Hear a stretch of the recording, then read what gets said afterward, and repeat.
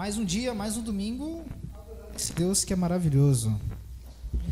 Lucas capítulo 17, versículo 20, está a resposta para muitas perguntas que nós perguntamos às vezes, falamos: aonde está Deus? Por que isso? Deus, Deus e Deus, cadê Deus? Aonde estava Deus no massacre dos judeus? Aonde estava Deus na Segunda Guerra Mundial? Aonde estava Deus na Primeira Guerra Mundial? Aonde estava Deus na pandemia? Aonde estava Deus na invasão da Ucrânia? Aonde estava Deus no regime comunista da China? Aonde está Deus no regime da Coreia? E fazemos essas perguntas: aonde está Deus? Cadê Deus? Aonde está Deus? Aonde está Deus nas minhas finanças? Aonde está Deus na minha vida sentimental que não anda? Aonde está Deus naquilo que eu assisto? Aqui está a resposta para nós. É Lucas capítulo 17, versículo 20. Para os dilemas que acontecem na terra. Os mais altos céus pertencem ao Senhor, mas a terra Ele confiou ao homem. Então vamos lá. Os mais altos céus pertencem ao Senhor, mas a terra Ele confiou aos homens. Aqui é muito claro e muito fácil de entender que toda essa bagunça, né, e todas essas conquistas que acontecem na terra, foi o próprio Deus que deixou nas nossas mãos. Foi o próprio Deus que entregou a nós. Vamos ser claros. Vamos lá, gente. Uma pessoa que fuma dos 14 anos, 13 anos de idade, fumando, chega aos 40 anos de idade, 50 anos de idade, aí aparece um câncer. É sério que a gente vai colocar a culpa no diabo? Ou é sério que a gente vai falar que é um castigo de Deus? Uma pessoa que comete infrações no trânsito, passando no vermelho, e aí o carro bate. É sério que a gente vai falar que foi o diabo? Uma pessoa que é intrometida. Eu espero que Deus fale muito ao seu coração. Uma pessoa que é fofoqueira. Uma pessoa que expressa o ódio. E aí de repente essa pessoa passa a ser rejeitada. É sério que a gente vai falar: não, é Deus tirando pessoas da minha vida, por isso que eu estou num momento de exclusão? Percebe que acontecimentos na terra, eles têm muito a ver com aquilo que fazemos e somos para essa terra? A mensagem de hoje é muito simples e é muito fácil de entender. Eu quero que você receba agora um alívio na sua alma. Romanos capítulo 13, versículo 8. Não devam nada a ninguém, a não ser o amor de uns pelos outros, pois aquele que ama seu próximo tem cumprido a lei. Sabe esse texto? Bíblia, onde nós pegamos e criamos um conjunto de regras, de pode isso, de pode aquilo, de faz isso, faz aquilo. Todo esse texto se cumpre nesta mensagem, onde a nossa única dívida, ela não pode ser, ela não pode existir, ela não pode crescer, ela não pode atribuir juros quando nós deixamos de amar, quando nós deixamos de praticar o amor. Ele falou assim: vocês estão aliviados de tudo, os pecados de vocês já não existem mais, porque o texto diz que aqueles que estão em Cristo não há mais condenação. Então, se nós já aceitamos Jesus, nós podemos fazer qualquer coisa, porque já não seremos mais condenados. Mas a religião nos ensinou que os prazeres da vida, os prazeres como você sendo um ser humano, é pecável, é abominável, é os 7 pecados capitais. Então nós passamos a viver um Jesus, passamos a viver com Cristo, onde nós temos mais peso após conhecê-lo do que antes.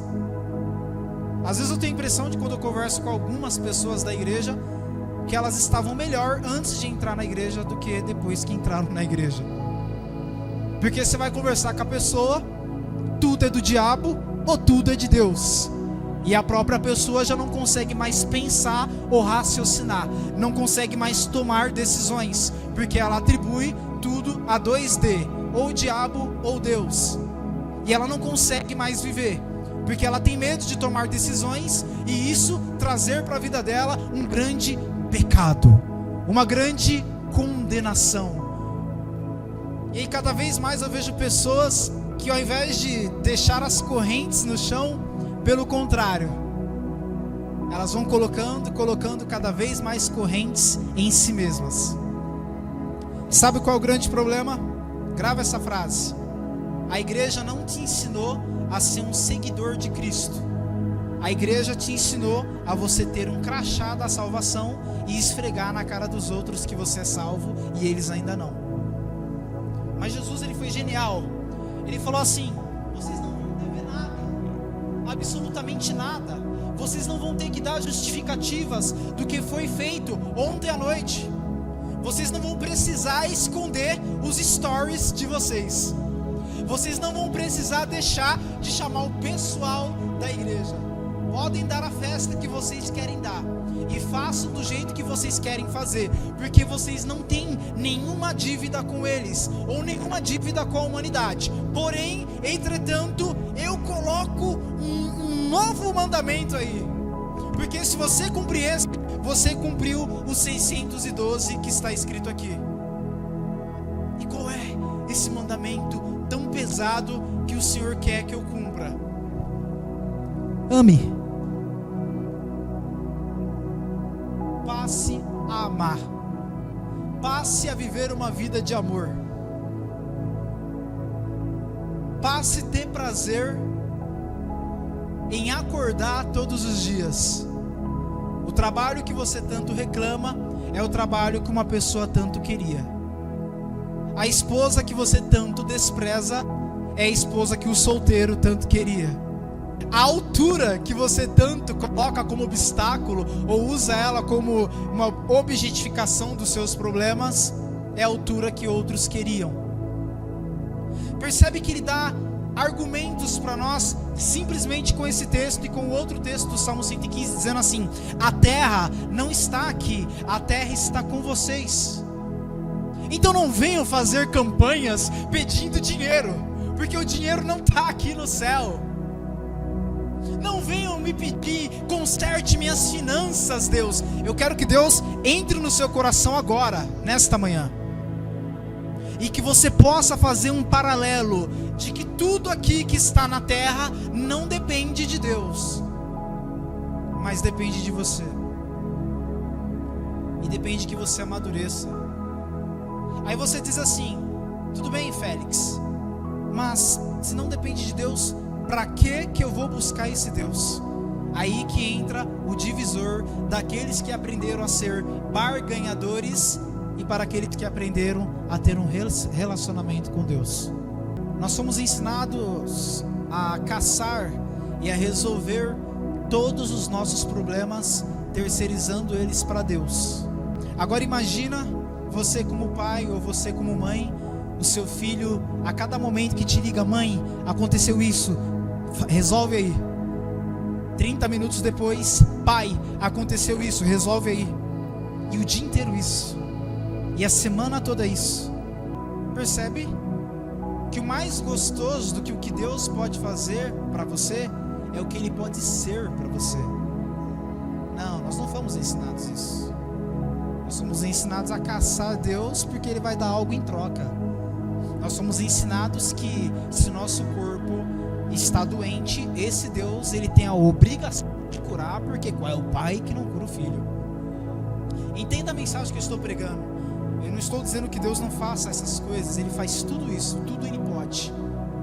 Eu só quero te introduzir, eu só quero direcionar, eu só quero que você mude o seu GPS, eu só quero que você mude essa rota para querer um Deus que parece tão distante, mas querer um relacionamento, não querer nada em troca.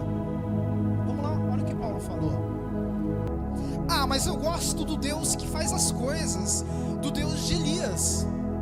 que orou e o fogo desceu. Eu gosto do Deus de Moisés, que precisava abrir o mar e o mar se abriu. Eu gosto do Deus de José, que foi jogado lá na cova e foi exaltado no final. Eu gosto do Deus de Josué, porque o Deus de Josué, quando ele estendeu a mão, tudo parou, e o sol parou, a lua parou, tudo parou. Percebe que você foi ensinado a amar um Deus que só faz. Já parou para pensar isso? Percebe que toda vez que você olha para Deus, você sente a necessidade que Ele faça algo para você. Olha o que Paulo falou: eu não estou dizendo isso porque eu esteja necessitado, pois eu aprendi a me adaptar a toda e qualquer circunstância. Eu sei o que é passar necessidade, e também sei o que é ter muita fartura. Aprendi o segredo de viver contente e em toda e qualquer situação, esteja eu bem alimentado, esteja eu com fome, tendo muito ou passando necessidade, porque tudo eu posso naquele que me fortalece. Paulo está dando uma aula para a geração dele e para a nossa geração. Ele está dizendo assim: não tem mais a ver com ter fartura ou não ter fartura. E o que Ele consegue proporcionar na minha vida é algo que não é terreno, é algo que sai da terra, é algo que é muito maior, é algo que eu poderia estudar, tentar entender e eu não conseguiria explicar. Então Ele lava a nossa alma com essas palavras, dizendo assim: tudo eu posso nele, porque Ele me fortalece. E aprendi a viver com Ele em qualquer situação. Aprendi a amá-lo em qualquer situação. Aprendi a ter fome dele. Eu aprendi a querer esse Deus, não pelo que faz, mas pelo que Ele é. Eu aprendi a voltar a minha alma para Ele, independente se saindo daqui eu vou para um bar, independente se saindo daqui eu vou colocar um cigarro na minha boca, independente se saindo daqui eu vou beber, independente se saindo daqui eu vou me prostituir, independente se saindo daqui eu vou cometer adultério, independente se saindo daqui eu serei traído. Eu aprendi a ser, a querer, a estar com esse Deus, e esse Deus querer estar comigo, independente das minhas falhas. Eu coloquei uma frase que dizia assim: em uma relação, um lado sempre se doará mais, isso é inevitável. E você percebe que nessa relação que nós temos com Deus, o lado que mais se doa é Ele, porque o tempo todo Ele quer estar com você. Ele te deseja noite e dia. Já não é mais sobre os meus acertos ou sobre as minhas falhas, é sobre eu querer esse Jesus, é sobre eu viver com esse Jesus. Óbvio que quando eu estou mais perto dele, eu conserto aquilo que estava errado na minha vida. Óbvio que quanto mais próximo dele, eu mudo, eu consigo evoluir. Cara, que isso seja uma bomba dentro de você, e que você cada vez mais queira Deus pelo que é, não pelo que faz. Que você possa evoluir a esse ponto. Aprendemos que Deus estava no templo. Lucas 17, 20. Tendo sido interrogado pelos fariseus, quando viria o reino de Deus? Jesus respondeu: o reino de Deus, ele nunca vai estar de modo visível, e nem vai dar para falar, aqui está ele, ou lá está ele, porque o reino de Deus, ele está no nosso meio. O reino de Deus está dentro de nós. É impossível para onde eu for. E você percebe que Você veio para a igreja e você conseguiu trazer essa água que está dentro de você. Ah, mas eu fui no banheiro, usei o banheiro, não tem problema, mas alguma coisa da água ficou. E para onde você for, você levará essa água com você. E eu não consigo ver que ela está dentro de você, mas você sabe que ela está aí dentro, porque você tomou. Agora você percebe que para onde você for, você vai levar esse reino. Você percebe que o templo se desfaz nesse momento que a gente descobre isso. Imagina um quebra-cabeça, gente, que para montar ele tem que estar com todas as peças. Por isso que existe igreja.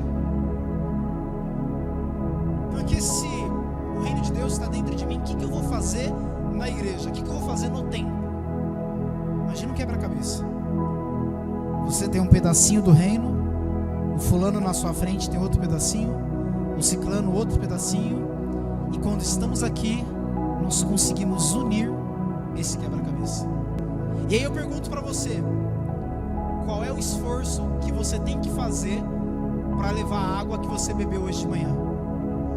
Percebe que é natural? Está dentro. É mais dentro do que fora. Essa ideia de ter que provar santidade para milhares de pessoas. Jesus falou. E a igreja tentando provar de modo visível aquilo que é invisível. A igreja numa loucura danada, tentando deixar visível o reino que é invisível. E aí a gente consegue mudar tudo isso aqui por fora, mas o principal que está por dentro a gente não altera. Não vem de modo visível. Ele sempre será de modo invisível. Tanto é que ele disse assim: o que a direita fizer, a esquerda não precisa.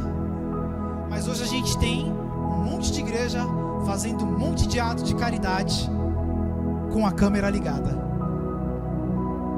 A gente tem vários pastores fazendo jejum na TV e dizendo: eu farei um jejum de 30 dias por você. Percebe que a gente não consegue exportar o reino de uma forma que ele não é visível? A gente só aprendeu a servir a Deus ou fazer a vontade de Deus se tiver alguém vendo, se tiver alguém olhando. Porque se não tiver plateia, a obra de Deus não acontece. Isso não é reino. Reino é quando ninguém vê, quando está por dentro e não por fora. Que Deus abençoe vocês, que a mensagem possa tomar mais proporção no nome de Jesus. E vamos aplaudir esse Deus que é maravilhoso.